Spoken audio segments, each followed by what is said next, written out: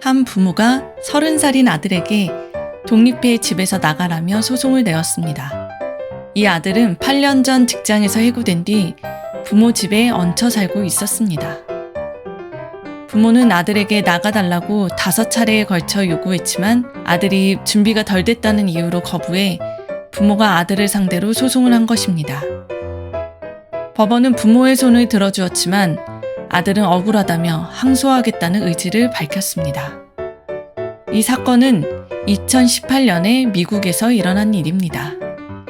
이 이야기를 들으신 분들은 역시 한국이 아니라 미국에서 일어난 일이었구나 하실지도 모르겠습니다. 한국에도 나이 든 부모에게 기대는 캥거루족이 많지만 사례처럼 부모가 자식과 함께 법정에 선다는 것에 거부감을 느끼는 사람들이 많을 겁니다. 만약 어찌어찌해서 법정에 선다고 한다면 재판 결과에 상관없이 서로 얼굴을 붉힐지도 모르죠. 그 차이가 뭘까요? 차이의 상당 부분은 미국과 한국의 문화에서 비롯된 것이겠죠. 미국에서는 만 18세가 되면 독립을 해야 하는데 이건 자식이라도 부모와 다른 인격체로 명확하게 구분되는 것을 뜻합니다. 반면 한국은 미국과 같이 나라는 사람도 중요하지만 나와 가까운 사람들과의 연결, 관계성을 중요시하는 문화를 갖고 있습니다. 문화에 따라 인간은 감정을 표현하는 방식뿐 아니라 감정을 느끼는 상황까지 달라집니다. 이런 차이를 연구하는 심리학 분야가 문화심리학입니다. 그럼 문화심리학에 대해 더 알아볼까요? 심리학이란 인간의 심리, 행동을 과학적으로 연구하는 학문으로 문화심리학에선 인간과 문화적 영향은 떨어뜨릴 수 없는 것으로 보고 문화의 영향에 따른 인간 심리와 행동을 연구합니다. 심리학의 다른 분과 영역에서는 주로 인간을 독립된 객체로 보는 반면에 문화심리학은 인간을 동일한 사회적 상황에서도 문화의 영향에 따라 다르게 행동할 수 있는 존재로 보고 있습니다. 문화심리학이 등장하기 전 대학에서 배우고 있던 심리학이란 학문은 유럽, 대다수는 미국 중심의 연구에서 비롯된 것으로 이 연구에서 인간이란 만국 공통으로 적용될 수 있는 것으로 보았죠. 그러나 그때의 인간은 유럽계 미국인, 유럽인, 그 중에서도 남성을 뜻한다고 볼 수 있습니다.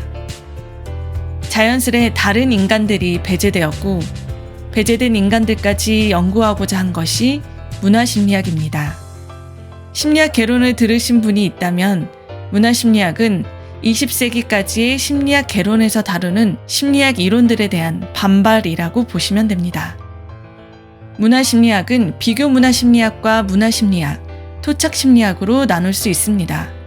하위 개념의 문화심리학과 토착심리학은 연구자의 자세나 연구 방향의 차이가 있지만 실제 연구 현장에서는 문화심리학과 비교문화심리학의 구분이 가장 명확합니다. 문화심리학은 심리학의 문화라는 변이를 고려한 연구이고 비교문화심리학은 2, 3, 4, 그 이상의 다른 문화권의 인간관을 비교 연구하는 학문입니다. 비교문화심리학으로 유명한 책이 리처드 니스벳의 생각의 지도라는 책이 있습니다. 리처드 니스벳은 비교문화심리학으로 유명한 학자로 이후에도 자신의 연구를 책으로 엮은 것이 한국에도 많이 번역 출간되었습니다.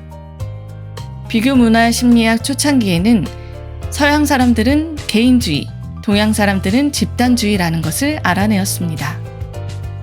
그런데 서양 이퀄 개인주의, 동양 이퀄 집단주의라 했을 때 제대로 설명이 되지 않는 나라 혹은 문화가 많다는 것을 알게 되었고 이는 인간의 보편성으로 인한 폭력성에 대항하여 지금까지 소외되었던 동양의 문화와 맥락, 가치를 고려하여 자국의 심리학 이론을 구축해야 한다는 학문적 움직임이 일어나게 되었습니다.